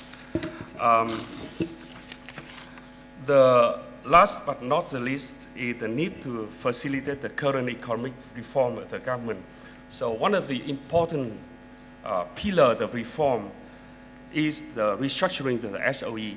So the new security laws is expected to create a more favorable condition for IPO, for listing, for trading, and for information disclosure of equity SOE. So on the revision of the security laws, we grouped on the revision in what we call 8 categories of policies, of new policy. The first category we focus on what we call the products market. So changes in this group is aimed at provide the legal framework for diversified products that can be traded and listed on the market, enhancing the quality of the products and simplifying the IPO and public offering procedure. The second and third group is on information and corporate governance. So the newly revised provision in this area aim at further improving the transparency of the market and upgrade the level of corporate governance in the security market of Vietnam in conformity with the OECD principle of corporate governance. So for your information, that every year we conduct a scorecard on corporate governance of the ASEAN 6, and currently the Vietnam listed company still receive the lowest score in corporate governance. So with the new security laws, we hope to upgrade the corporate governance score for the listed company in Vietnam. And the fourth group focus on the market intermediaries, namely brokerage firm, fund management company. So intermediary in the market is under restructuring, and our goal is to reduce the number of intermediaries, at the same time improve the capacity and qualities of product provided by intermediaries. So the revision on this area focus on the risk management and corporate governance of intermediaries, requiring the intermediaries to assume responsibility in the detection of fraud and manipulation. The fifth group is on the structure of stock exchange. So there's a plan to merge the two stock exchange currently operating in Vietnam into Vietnamese stock exchange in order to optimize the use of resource and avoid unnecessary competition and better allocation of product. So we also add new principle to cope with unexpected market incident, to protect the integrity of the markets and also lay the legal framework background for the future demutualization of the stock exchange. So one thing is under discussion now is that every people is agree on the merger, but what we haven't had the consensus is the operation mechanism of the new stock exchange. Should it be under a liability limited company or a holding company? So it's under discussion now, and I personally hope that the discussion will not hinder the approval of the new security laws. So the last are the two areas that receive intensive discussion and closely followed by media and market participants. They are the legal framework of the LSE and the foreign ownership limit in the market, security market. So regarding the legal status of the LSE, one of the IOSCO principles requires that the market regulator should be independent and should have an adequate power to discharge its responsibility. So currently the LSE of Vietnam is operating under the Ministry of Finance. So there is opinions. Expected the LSE to be moved from the Ministry of Finance and have ministerial status However, the Standing Committee of the National Assembly have decided that the ministerial status of the NSC of Vietnam may conflict with the laws on government organization, and it is premature. So it decided not to bring up the ministerial status of the NSC to the National Assembly for approval. However, with the new laws will provide the NSC with a higher level of independence from the Ministry of Finance. Some important powers, such as the accessibility to information regarding cash flow, phone call information, and the right to directly report to the Prime Minister. So we hope that with the new provision in the new laws, the NSC will have a higher level of independence and will be functionally have enough power to regulate and supervise the market. And the last issue is the foreign ownership limited. Before I address this, I would like to note that within the ASEAN, the Vietnamese security market is one of the most open market in ASEAN. So the level of foreign ownership in Vietnam is around 18 to 26% of the total capitalization, depend on how you calculate the GDP of Vietnam, and it's ranked only second or third after Singapore and maybe Malaysia. So the foreign ownership limited is one of the very complicated issue that not only addressed by the security laws, but also addressed by other laws like the investment law and the enterprise law. So with the new laws, the FOL, the foreign ownership, is not lifted. But the good news is that we will have the transparency in FOL in Vietnam, because currently the FOL is very vague. There are many areas that have FOL, but investors, when they invest in some company, they may not know what exactly the FOL that they may have. So with the revision of the security law, the investment law, and the enterprise law, we hope to achieve the transparency in FOL. So with that, I want to conclude my presentation. Thanks a lot. Thank you. Ms. Lien, please.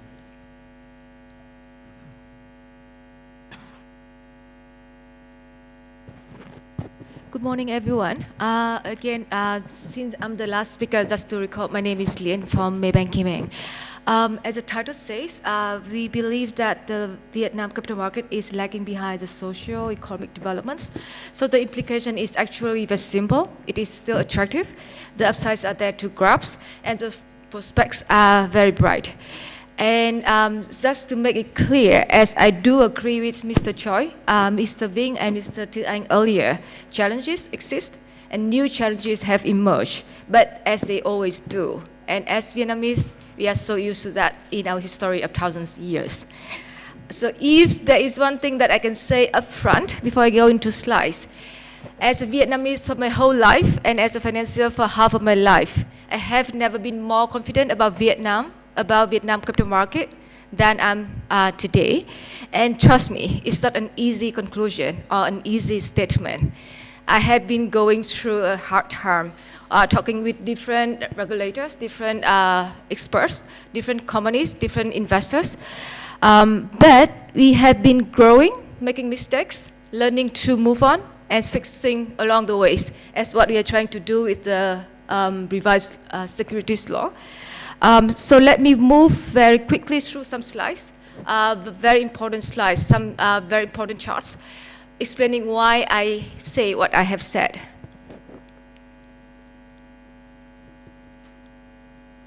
Right.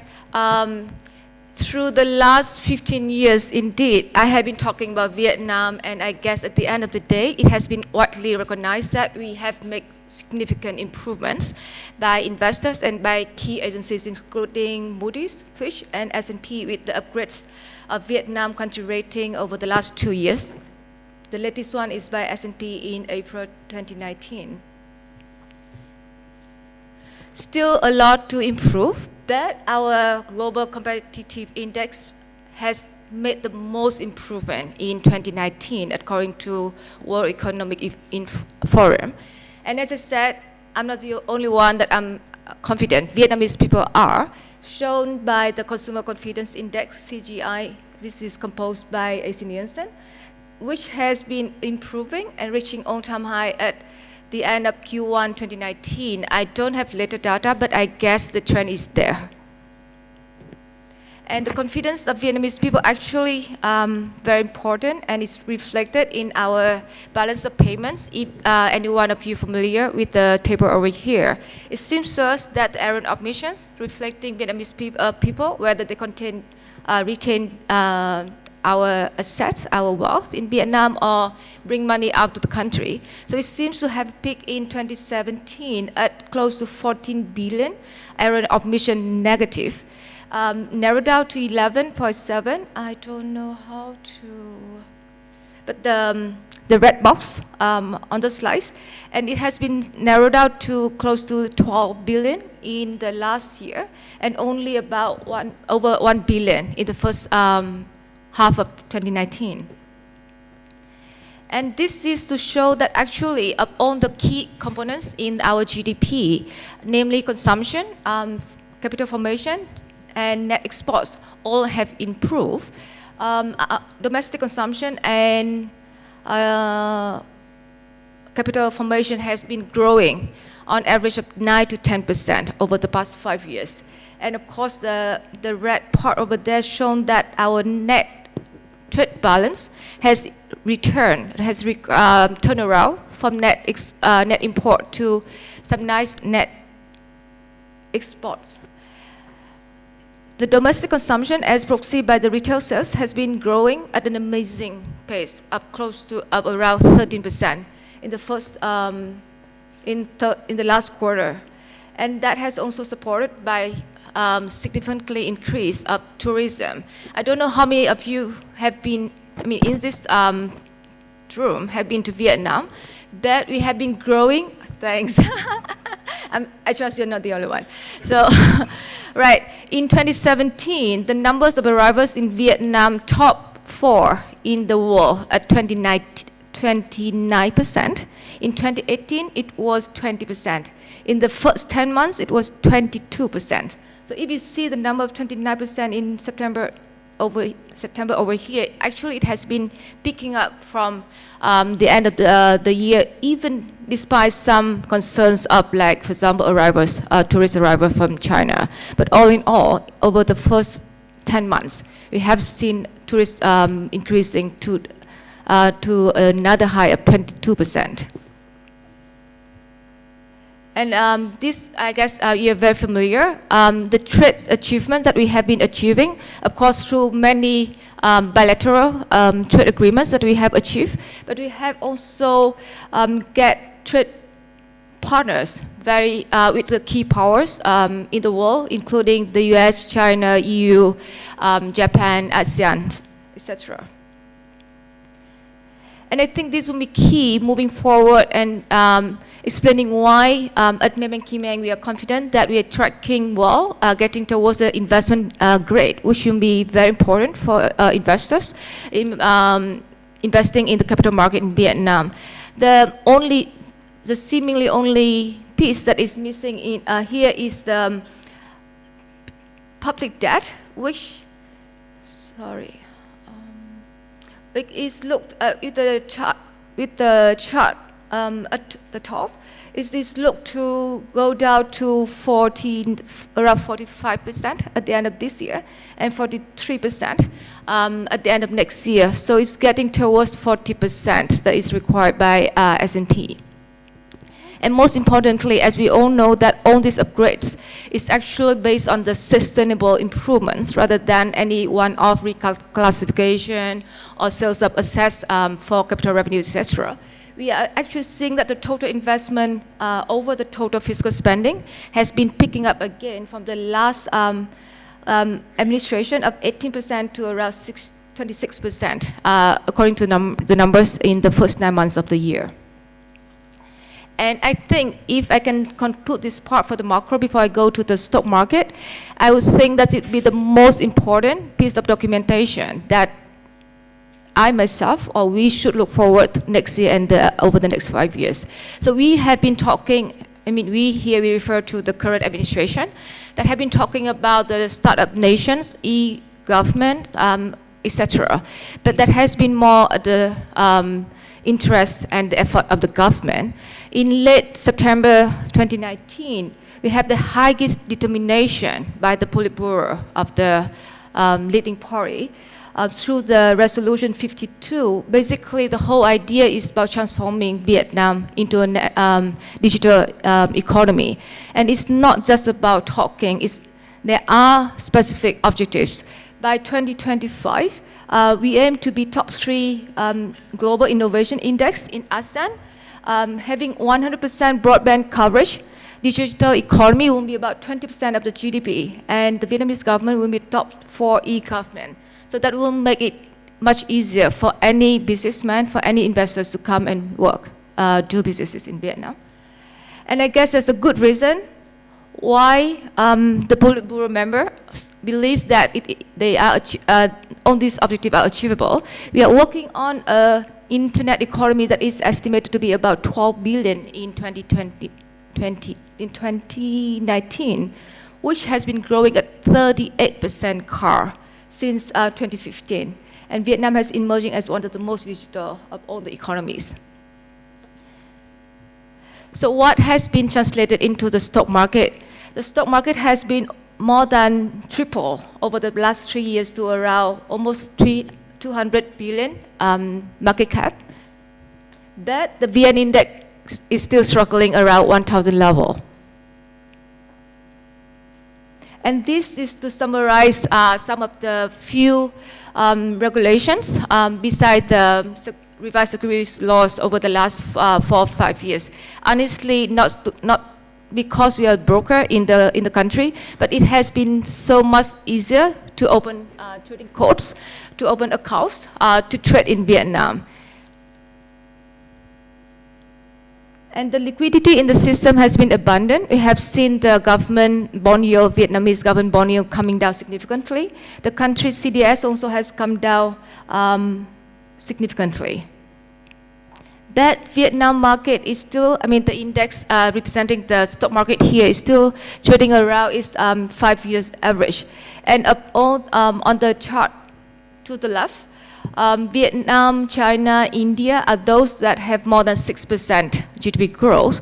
But our PE of the market is still much lower, much more compelling than the two large neighbors.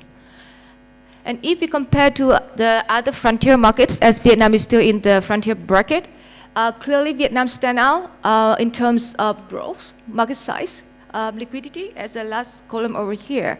I guess you can easily see from here that only Kenya and Bangladesh have more than 6% growth steadily. I'm not talking about like one-off growth. It's like steadily over 6% growth. Kenya is substantially smaller.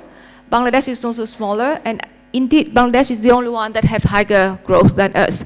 But I'm not trying to go into details comparing the two countries, but it required a very different risk appetite and investment appetite to invest in Bangladesh compared to Vietnam. So if we zoom in the corporate earnings, all the listed companies indeed have been posting quite solid earnings, and many of them have been going through the boom and bust, strengthening themselves. So this is just to recap of what has happened over the past 7-8 years by now, and we have also seen the listed companies posting improved earnings growth over the years and year to date. On that, we have seen that the foreign investors indeed, even though despite all the indicated interest, the actual participation in Vietnam stock market is still quite moderate. As you can see that the net buy is just like around the neutral level. I shall not go through the next 4 slides, but if any of you here interested in the slides, do get me over lunch or after this. As me just to showcase that the key sectors in the stock market, for example, we continue to see upsides, mostly because of the underpenetration. So this comes to the last 2 slides for myself. Over the years, I have been asking this question by investors. I have heard you. I have heard other brokers. I have heard about the story of Vietnam, what stocks to buy. And I have been struggling so hard. But because the economy has been moving up rapidly, lagging behind is the stock market, which has made my life easier.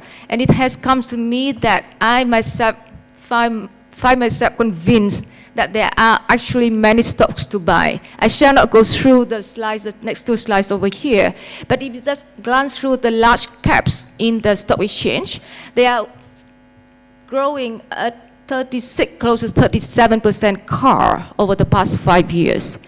As I said, many of them have strengthened themselves through the boom and bust. The leverage actually is very moderate. The growth is high, still trading at about 10% discount to their own mean over the past 5 years, trading at around 20% to their regional peers. And if we zoom in, many of them actually have unrivaled or unique market leadership that their regional peers don't have. So I would encourage you to look through them, to go through this, considering these investment opportunities. If you don't like large caps, if you like something smaller and still very beautiful, these slides also showcase some of the smaller companies are listed on the stock exchange of Vietnam, trading at almost 50% to their regional peers. And they are good, solid companies. They are not some things that will disappear tomorrow. So with that, I will conclude my slides and give the floor to the Q&A. Thank you very much. Thank you, Lien, for your very helpful presentation. I trust after this you will get more clients. So thank you all to all the speakers for having put together a very nice picture. I think the picture is bright and positive, but there are still certain challenges and certain works for the Vietnamese government to do to further improve the economy and the business environment. So now we have about 20 to 25 minutes for the Q&A session. If you have any question, please come forward to the mic and identify yourself, and please try to keep the questions short and sharp.